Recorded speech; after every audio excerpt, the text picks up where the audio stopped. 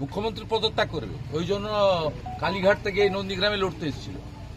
আবার হেরে গিয়ে তারপরে শোভনদেব চ্যাটার্জিকে জ্যান্ত লোককে পদত্যাগ করিয়ে মুখ্যমন্ত্রী হয়েছে পিছনের দরজা দিয়ে। এই মুখ্যমন্ত্রী পদত্যাগ করবে বলছে ওরা বিচার চায় না, নিজের ওরা ছায়াকে বিশ্বাস করে না, এই মুখ্যমন্ত্রী পদত্যাগ করবে। নিজে যখন মিটিং করে, লাইভ স্ট্রিম করে ইমেজ বিল্ড আপের জন্য, আর ডাক্তার জুনিয়র ডাক্তারদের সঙ্গে লাইভ স্ট্রিম করে মিটিং করতে আপত্তিটা কোথায় ওনার? মুখোশটা খুলে যাবে না? ডাক্তার এসপি দাসকে দিয়ে যা করেছেন, স্বাস্থ্য দপ্তরে চুরি চামারি সব বেরিয়ে যাবে।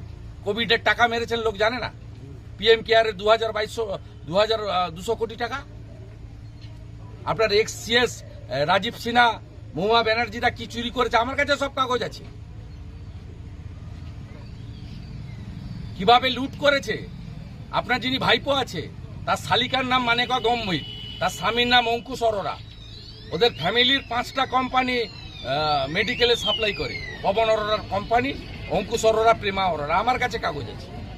সমস্ত মেডিকেলে সাপ্লাই দেয়। মুখোশটা খুলে যাবে।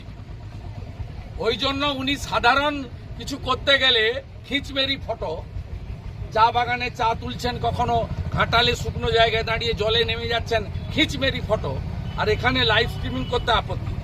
দাদা রাজ্যপাল বলেছেন যে অনুষ্ঠান থেকে বয়কট করেছে।